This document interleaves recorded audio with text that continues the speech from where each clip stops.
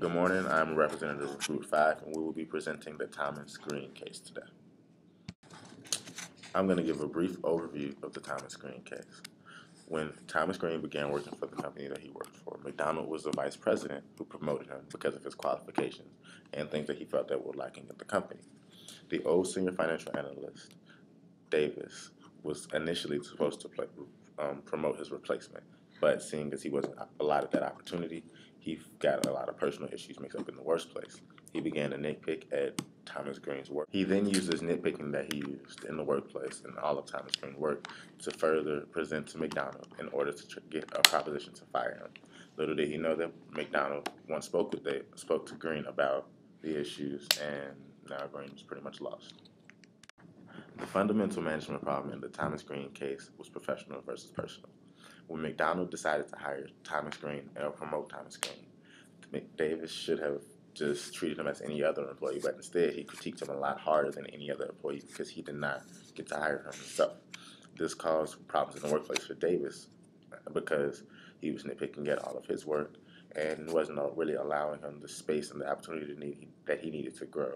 And it also caused problems for Green because he was working under a lot of pressure and a lot of stress, and he really didn't know what he was supposed to do because everything that he did wrong was being critiqued by Davis. In a professional work environment, it is very key to keep personal issues out of it for the advancement of the company and for the betterment of the department. So when Thomas Green was promoted, Davis should have just treated him as any other employee and worked him just as well and allowed him to use the skills that he was hired with instead of nitpicking at things like his schedule.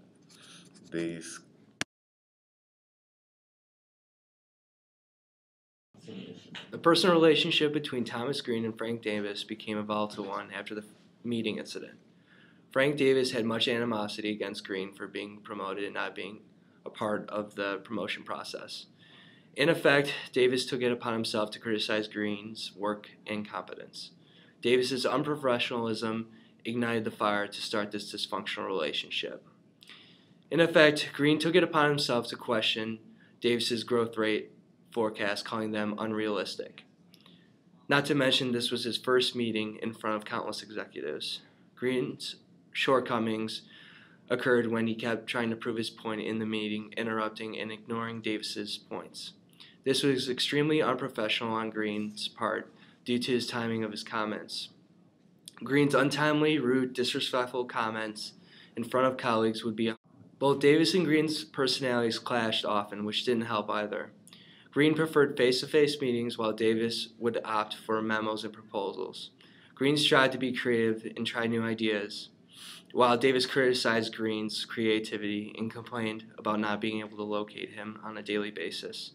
Green's inability to listen to constructive criticism by Davis post-meeting proved that he's not cut out for this current position and lacks professionalism. If McDonald gave Davis a mentoring role to Green, it would diffuse some tension between the two. The golden rule in the workplace is not to let your emotions influence your actions in the workplace. The golden rule in the workplace is not to let your emotions influence your actions. Now I'm going to hand it over to Candace Weber to talk about the next problem. Frank Davis and his constant nagging at Thomas Green did not help the situation. Davis felt he had to complain about everything that Green did. Davis criticized Green for not having an up-to-date calendar, just because Green left Orlando one day early. Green only left Orlando one day early because he ran out of opportunities there and was able to set up a meeting to meet with the VP of Purchasing with a client in Atlanta. Green was trying to help the company, but instead of Davis seeing the good in the situation, he only looked at what he could pick apart.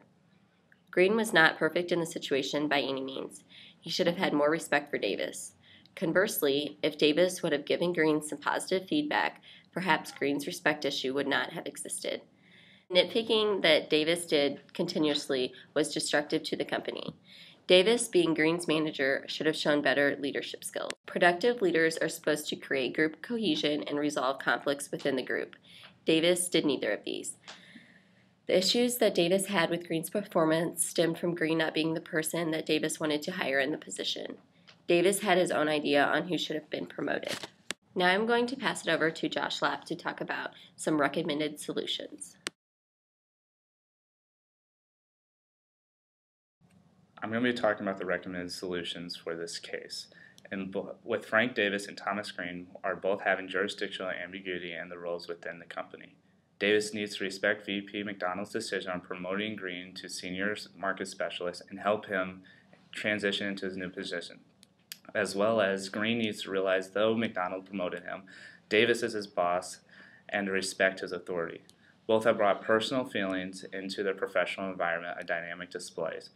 The most effective way for the fast resolution of these problems is for Davis to talk to McDonald to get a better understanding of her decision for promoting Green to his new position.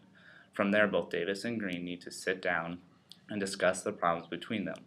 Within the meeting, they need to clearly outline the roles in which both of them are to partake in. They should also reflect on past events such as Green inappropriately calling Davis out in the middle of a meeting to undermine They should also reflect on the past events such as Green inappropriately calling Davis out in the middle of a meeting and undermining his authority. Green needs to acknowledge the hierarchy of the company to know what he did was unprofessional. At the same time, Davis pointing out every flaw Green was making within the first month in his new position is equally unprofessional. Davis needs to be more encouraging to Green to help him succeed in his new position. Through the meeting, they will overcome their differences between them and can reach a mutual understanding that will hopefully provide a better workplace for both Davis and Green. Now I'm going to talk about the action plan. Now Malcolm is going to talk about the action plan for this case. The action plans are the steps necessary from this point on to better the work environment. So from this point out, we need for McDonald and Davis to both sit down and have a very in-depth talk about professionalism in the workplace and what needs to be taking place as far as the employment of Green. As well, immediately following the meeting with McDonald and Davis, Green also needs to have a meeting with McDonald or Davis to discuss the problems between the two. This will hope to make a better cohesion in the work environment and then make for a better workplace between the two of them.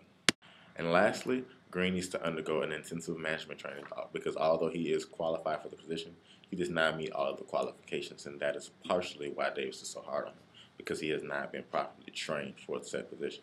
So Green needs to undergo an intensive position on learning how to schedule, learning how to do basically all of the managerial tasks that he was not yet accustomed to because he had not had the experience that this position needs.